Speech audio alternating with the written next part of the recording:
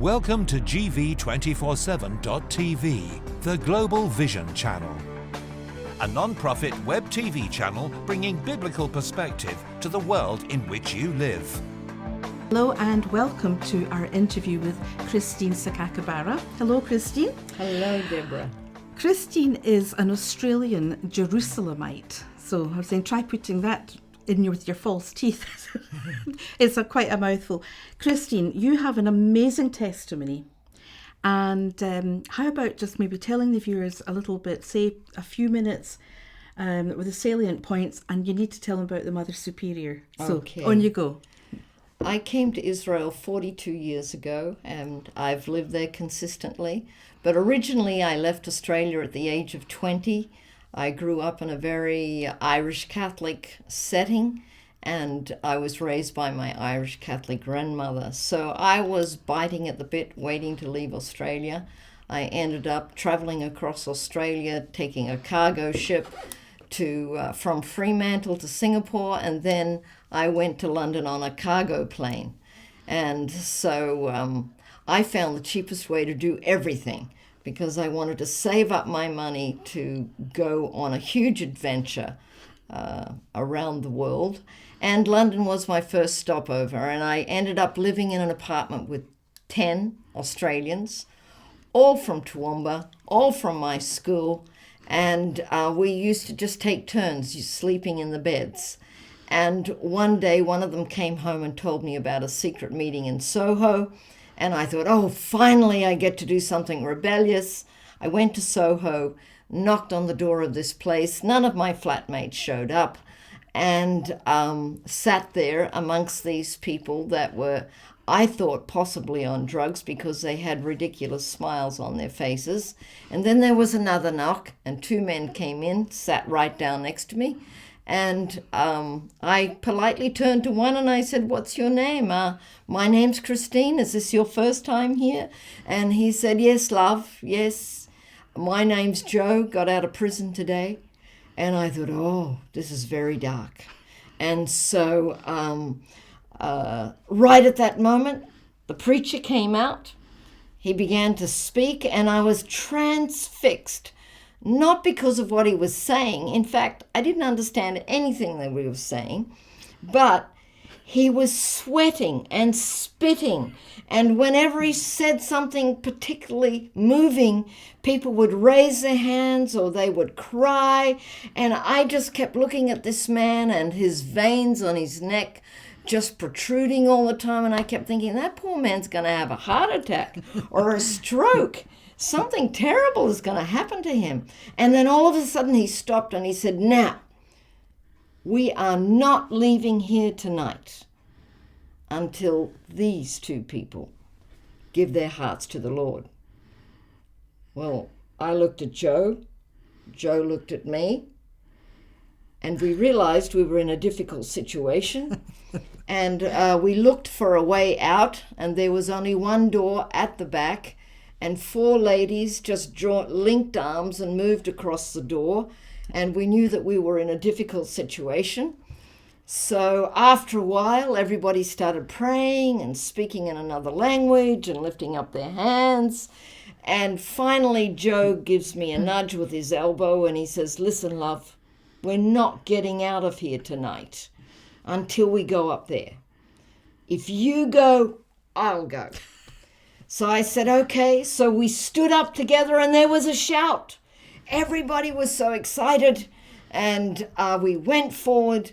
And right at that moment, the preacher put his hand on my shoulder as if to make sure that I wasn't going anywhere. And he started shaking his finger and he said, you are a wild rose, but today the Lord is picking you and will make you a sweet fragrance to many. And right at that moment, I just was slain in the spirit. And while I was there, I began to see all the things I'd ever done or spoken to people that had grieved them. And I began to weep from the depth of my heart. And when I opened my eyes, there were all these faces looking down at me. And I felt so embarrassed because my shirt was wet from tears. And then I looked over and there was Joe on the floor. And he said, well, love, at least we went down together. And that was the night that Joe and I got saved. And after this experience, I didn't know what to do, but coming from a Catholic background, I thought I should become a nun. And I set out looking for the perfect nunnery. And I've got to tell you, there's a lot of nunneries out there. And I traveled all of Europe. I couldn't find one, or rather, a lot of them rejected me. But eventually, I was hitchhiking my way back to England, and I met, suddenly this woman came up, started hitchhiking as well, and she was dressed like a half-baked nun. And I thought, that is incredible. How low can somebody go, dressing up like a nun to get a ride? So I got indignant because the cars were slowing down to look at her, and I wasn't going anywhere. And then they would speed off. And so I walked right up to her and I said, you should be ashamed of yourself, dressing up like a nun like that. And a very bad look you've got on you too. It just doesn't work. And she said, but I am a nun. And I said, what kind of a nun are you? And she said, I am a French nun. And I said, what kind of a French nun? And she said, Le petite sœur de Jésus, a little sister of Jesus. And I said, well, what are you doing hitchhiking? It is the lowest form of transport. So I said, you mean to say there's a hitchhiking order of nuns? Oui. So I asked her for the address in London, and I went back to England. And after I had been with my friends, I finally searched out this address, found them in the poorest part of London, and knocked on the door, and I was ushered into the office of Sister Constance, and I said, Sister Constance, I would like to be a hitchhiking nun. And she said, well, dear, we do more than hitchhike. And so I said, I'll learn the other stuff as well. So they sent me off to the southern part of England, and eventually I was brought back, and she said, well, before you can join our order, you have to go to Israel. And I said, what has Israel got to do with being a hitchhiking nun? And she said, we're the only order that is not financially supported by the Vatican, because we believe that God has restored the land of Israel to the Jewish people for his purposes, and that it's a fulfillment of the prophecies. Of course, I was a young Christian. I had no clue what she was talking about. But I was perfectly happy to go on an adventure to Israel, and I didn't have very much money, so she suggested I go as a volunteer and to go into the Jewish side of London and to look for a way that I could volunteer to go to Israel. And that's what I did. I saw a big sign in the Jewish part of London, and it said, be a volunteer with Project 67. I had no clue the significance of 67, but I went in and signed up, and they said, very good. We were looking for one more person. And for the first time, someone said, are you a Christian? And I said, oh, yes. Yes, I am. And that was the first time since I'd been saved that someone asked me, are you a Christian? And I thought, that's so strange. No one in my whole life has asked me if I'm a Christian. But little did I know, I was the only Christian in a group of 13 volunteers that was going to Israel. So I ended up going to Israel. And of course, from the moment the plane began to land, I had my first taste of Israel. The stewardess said, please all remain seated until the plane stops taxiing. And as soon as she said that, everybody took off their seatbelts and started getting their luggage down. And so that was my first introduction to Israel. And I thought, these people are mad. But somehow, after 42 years, I have to say that I totally get them. And my children now tell me, Mum, you're not Australian anymore. Stop telling people you're Australian. You're so far from being Australian. So Eventually, after being in the land, I realized that I was being called to stay there. So I picked up the phone and I called Sister Constance. And I said, Sister Constance, it looks like I won't be becoming a nun after all. And the first thing she said to me was, thank God. We knew you weren't nun material. And so it's amazing how God calls us and leads us.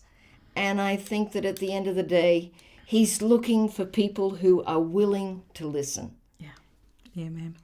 How did you work? Did you join a kibbutz? And initially, when I was single, I was on the kibbutz for 3.5 months. And then later, after we married, we also joined a kibbutz, Kiryat Anavim, right on the outskirts of Jerusalem. And there spent time picking plums and peaches and all manner of rock fruit. And it was an absolutely delightful experience. It was a real bonding experience with the land and the people.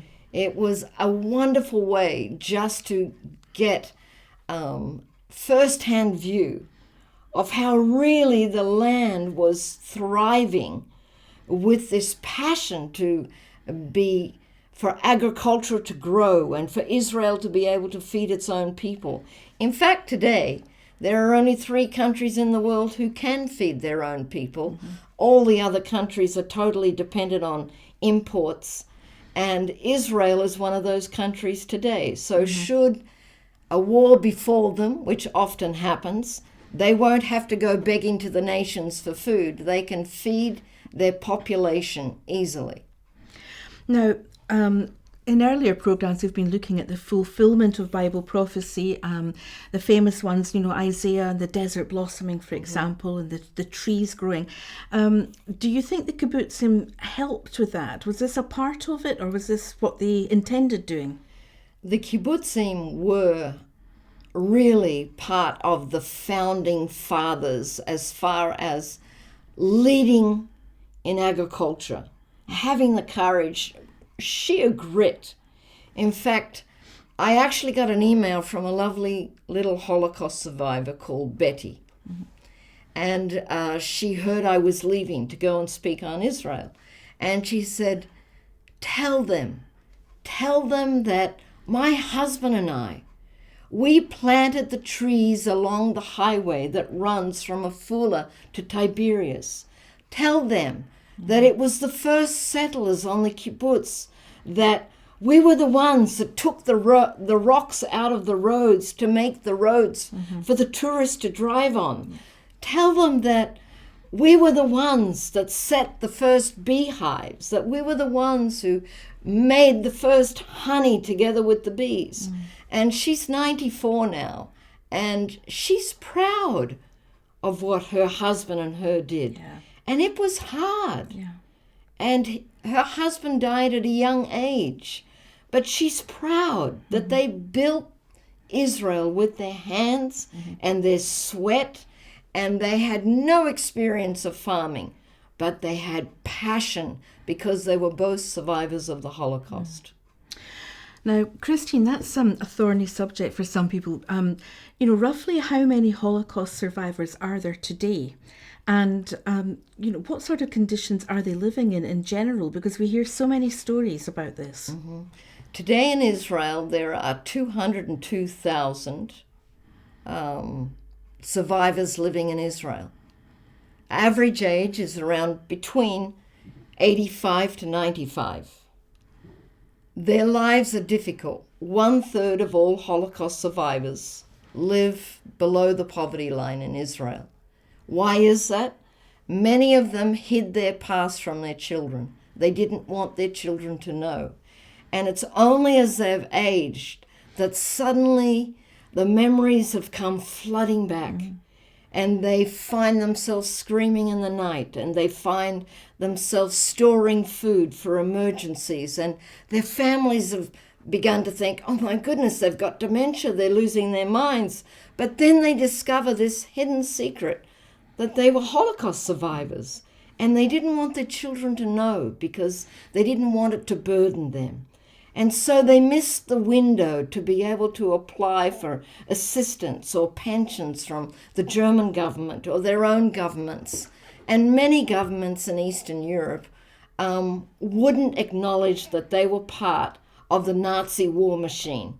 And so only in the last 10 years, many of these countries have begun to acknowledge their past and have begun to pay money to the Israeli government to compensate survivors from Romania or survivors from other Eastern European countries.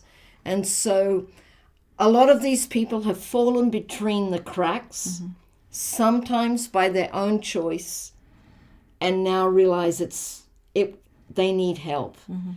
Many of them married late in life, and they only had maybe one child, and that one child has already passed away, and they have no one else in their life. And they begin to turn to the social workers and different ones. And many social workers call me and tell me about survivors. I have a passion for survivors. I love Holocaust survivors. I'm like honey to the bees. They come to me and I have the patience to love them. Today in Israel, 45 survivors die every week. It's a race against time to reach out to them, to love them, to tell them we appreciate what they went through. And they're incredible people. How many, Christine, do you think badly of Christianity because they look on Germany as having been a Christian nation which has persecuted them? Has this done a lot of harm to Christianity per se? Oh, it's definitely done a lot of harm. But strangely enough, it's mostly Christian organizations that are seeking out the survivors and trying to improve the quality of their life.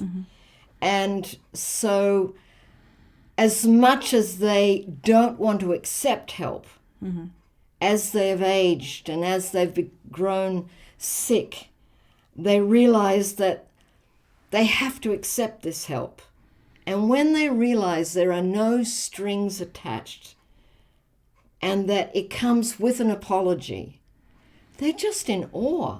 They can't understand it. And it's a healing balm to their soul and to their heart and to their spirit. And almost all the survivors today that have caregivers, they are Christian caregivers. They are caregivers from the Philippines that love the Lord. There's thousands of them from Nepal and from India, and almost all of them are Christians. And it's like this wonderful army of dedicated saints who have come purely to love. And isn't that ultimately the only thing that will last in heaven? Love never ends. And so it's an enormous privilege. And I have so many beautiful, wonderful, elderly survivors in my life. And people say, well, have you been able to tell them about the Lord? And I said, yes, I tell them every time I see them. With my hug, when I introduce myself as Christine, they know I'm not Jewish. With my actions, and sometimes I need to speak. Sometimes. But I always wait for them to ask me, why are you doing this? Why are you so kind? Why do you care? What about the atrocity of Holocaust denial?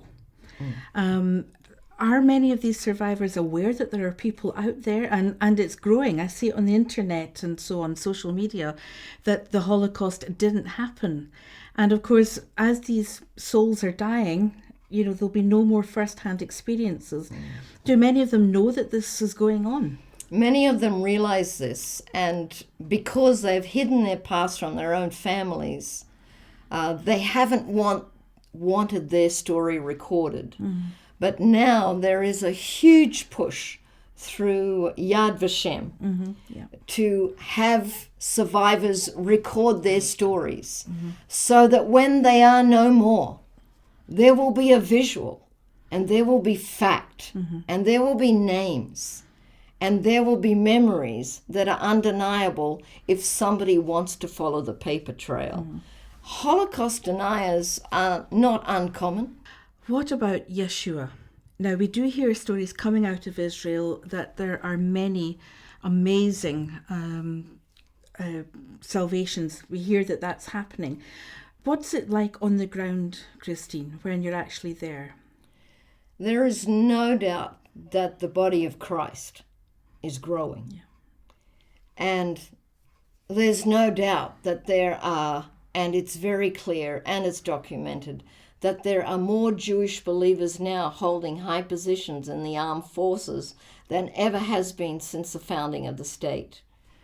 How does this affect the army? As one person was quoted as saying on the international scene, the Israeli army is the most moral army in the world. And people say, well, what number of Israelis are Jewish believers? Some say 15,000, but some say 20,000. I would say 20,000 is closer to the genuine figure. But so many of them belong to house groups or small fellowships where they keep their religious life very, very private because so many are suffering persecution. And so many, when they do declare their faith to their families, are disowned by their families. So it's a problem, but the support of the body is growing. And it's very exciting what's happening in Israel. So for the average Israeli, they are fantastic people. They are loud, they are assertive, but they're God-fearing, even when they're secular. And that's because they acknowledge that Israel is a miracle. A great example of an Israeli is, it's quite common when a bus pulls up at a bus stop, and if there's a woman waiting with her stroller and is busy getting the baby out of the stroller, it's very normal. The bus driver will open the door and people will rush out of the bus. They'll all fight over who's going to hold the baby. Someone will help fold up the stroller and they'll push the woman onto the bus, and then they will all pass the baby around on the bus, oohing and gooing. That is normal. And a wonderful example of when the bus pulls up and there's a blind man sitting at the bus stop. People will automatically jump off the bus and go to help the blind man. Of course, sometimes the blind man is not waiting for a bus. He's waiting for something else. And so that's their nature.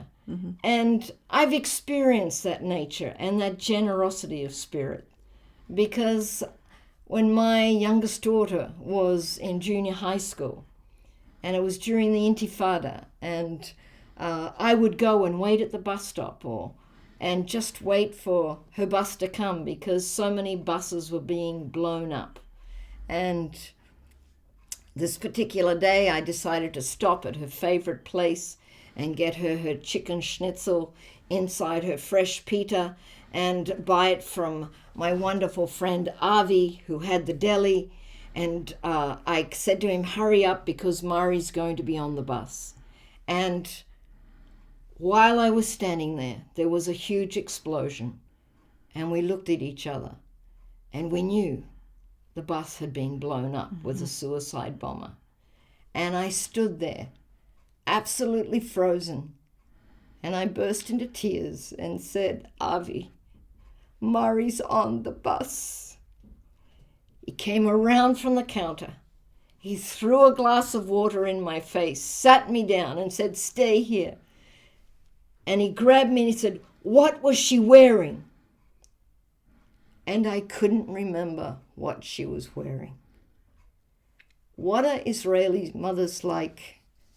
They take a mental note of everything their child wears before they go to school. It's unlike any other nation. And I couldn't remember. But Avi ran out, and he ran to the burning bus, and he ran onto the bus. And he came back, and he was bloodied and dirtied. And he said, "Christine, she's not there. I couldn't find her." That's the worst news. It means she was closest to the bomb. Gosh. And all of a sudden, as I was just broken and falling apart, my phone rang. And it's Mari. And she said, "Mom, don't be angry. My teacher kept me back because I didn't do my homework." And I said, "That's wonderful. I'm so glad you didn't do your homework." And she thought I'd lost my mind. Being a mother in Israel is hard. And you have to pay attention to things that other mothers around the world don't. So when these people rush off the bus to help a blind man on, or to pick up a baby, or to force an old lady to get on the bus whether she wants to or not, it's because they so appreciate the freedom that they can ride a bus without fear. Israel is different. And I just don't fit anywhere else anymore. They're part of me, and I'm part of them. I've wept with them. I've been to the funerals. I've held the hands of the dying. And I've visited the families of mothers who have lost sons in battle. And it changes your life forever.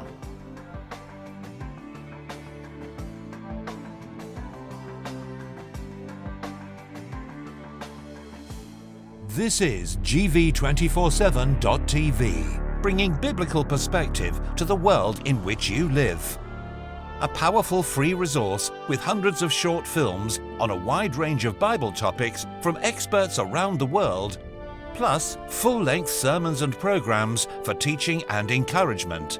Choose from current affairs, signs of the times, a chance to voice your own opinion, and special offers on our full-length feature films, documentaries, and study materials. At over 4 hours in length, the Lamplight Project is a systematic 12-part Bible study series, a powerful teaching tool that begins with the origins of life and takes the viewer on a comprehensive journey packed with high-profile interviews, film, graphics, and illustrations, concluding with the return of Christ and an encouragement to stand firm and be faithful. Complete with a free study guide download for both personal and group study, this powerful interactive guide connects to over 1,000 programs with expert interviews on GV247.tv, our free service web TV channel. Does My Life Have Meaning? A powerful 1-hour presentation produced from the Lamplight Project. With a free copy of the Gospel of Luke, this film is crammed with engaging interviews, film and graphics, a life-challenging film to those searching for answers. As distributors for the Jesus film, we offer this timeless movie based on Luke's Gospel. This clear presentation of the life of Jesus Christ has been viewed worldwide and translated into over 1,200 languages. We provide the film with a free copy of the Gospel of Luke. The Daniel Project is a popular TV documentary that presents an overview of Bible prophecy and an encouragement to read the signs of the times. Hailed as one of the best TV films to be made on the subject, DVD extras feature a heart-to-heart interview about the way of rescue. Based loosely on the documentary, The Daniel Connection is a full-length feature film. This fictional thriller incorporates many of the themes promoted through pop culture and social media which affect people on a global scale. Launched at the Cannes Film Festival, The Daniel Connection points the ever-skeptical viewer to search the Bible for answers to life's deepest questions. We've been serving the body of Christ for over 30 years, and if you would like further information, please do not hesitate to get in touch.